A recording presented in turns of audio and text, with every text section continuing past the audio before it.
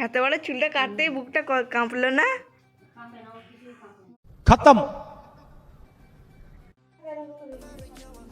আসসালামু আলাইকুম এভরিওয়ান, আপনারা সবাই কেমন আছেন? আশা করছি ভালো আছেন। আমিও খুব ভালো আছি। বিকেলবেলা ঘুম থেকে উঠে দেখি মা এখানে দেশি মুরগি জবাই করেছে, আর আমার বিড়ুলু এখানে পাহারা দিচ্ছে।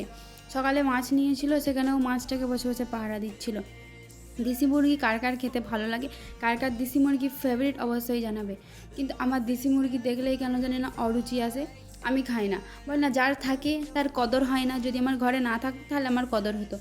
আমি দেশি মুরগি খাও না, দেশি হাঁসও খাই না, তাদের ডিমও খাই না। ডাক্তার আমাকে একটা কথা বলেছিল, মানুষে পাইচ্ছে না দেশি মুরগির ডিম আর তুমি খাচ্ছ না। তো যাই হোক, তারপরে আমি ভালোভাবে ফ্রেশ হয়ে নিই, মুখ হাত ধুয়ে নিই। যেহেতু ঘুম থেকে উঠে আমার চোখে এত পরিমাণে ঘুম ছিল, আমি দেখতে পাচ্ছিলাম না। আমি পুরো ঘুম পাগলু একটা মেয়ে যাকে বলে। তারপরে আমি আমার ফেসটাকে ভালোভাবে আমার রুমাল দিয়ে মুছে নিই। আর আমার ফেসে বর্তমানে একটাই পিম্পল আছে, যেটা চলে যাওয়ার আমি অপেক্ষায় আছি। দীর্ঘ অপেক্ষায় ওয়েট করছি যে জিনিসটা কবে চলে যাবে, আর আমি খুব আনন্দিত হব। তারপরে আমি আমার ফেসে ভালোভাবে অ্যালোভেরা জেল লাগিয়ে নিই। এটা ছিল পতঞ্জলি কোম্পানির অ্যালোভেরা জেল। আর অ্যালোভেরা আমাদের ফেসে লাগালে ফেস ঠান্ডা থাকে, পিম্পল দাগ সব দূর হয়ে যায়।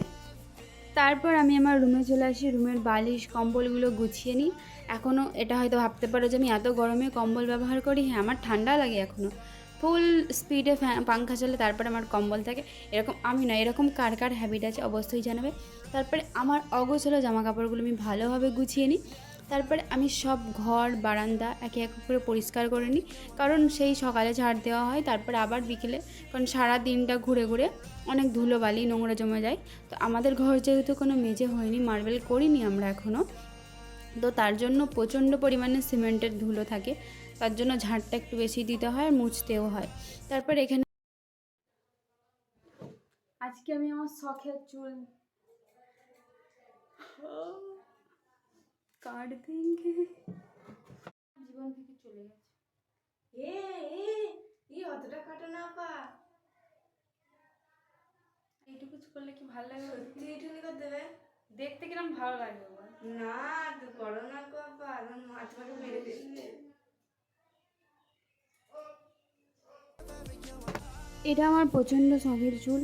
আমি সেই ছোট থেকে আমার চুলকেও প্রচণ্ড পরিমাণে যত্ন করে করে আজকে এরকম কুকুরের ল্যাজ হয়ে গেছে, যার জন্য এখন আমার চুলের উপর আমার মায়া দয়া কোনো কিছুই কাজ করে না।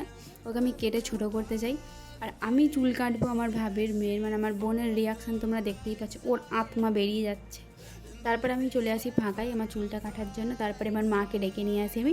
মা যেহেতু বাইরে বসে বসে গল্প করছিল, আর এই যে সেই সম্পূর্ণ মহান কাজটা চলে এসেছে আমার চুলটা কাটার। চুলটা কেটে আমি অতিরিক্ত ছোট করতে চাই। আমার ভাল লাগছে না এরকম চুলটা দেখতে, এত পরিমাণে চুল উঠছে যে মানে কি বলবো।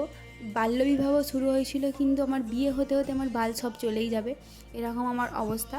তারপরে এখানে আমি আমার চুল কাটা হয় যে মা চুলটা হাতে ধরিয়ে দেয়, তাও আমার মনটা খুঁতখুত করতে যে আরেকটু কাটলে ভালো হয়, আরেকটু কাটলে ভালো হয়।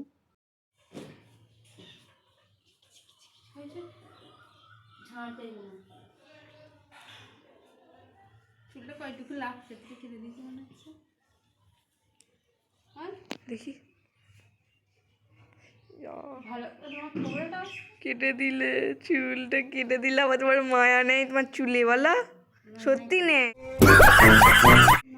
এত বড় চুলটা কাটতেই বুকটা কাঁপলো না? বিকেলবেলা এমনি আমার পেটের মধ্যে চুহা দৌড়ায়, জানি না, শুধু আমার পেটটা খাই খাই করে। আমি যতই খাই আমি মোটা হব না, এটা আমার বিশাল জন্মগত একটা পরিমাণ মতো ট্যালেন্ট। ফুম্মা দিয়ে গেছে ভাজিয়া, যে কারণে আমার পিম্পল ঠিক হয় না। এই যে অয়েলের জিনিস আমি খাবো, তাহলে পিম্পল আমার ফেস থেকে করে ভালো হবে। দে বাটিটা দে, এত বড় বাটি। ছেলে বাটা খুঁজে পাচ্ছি না। পেঁয়াজের একটা।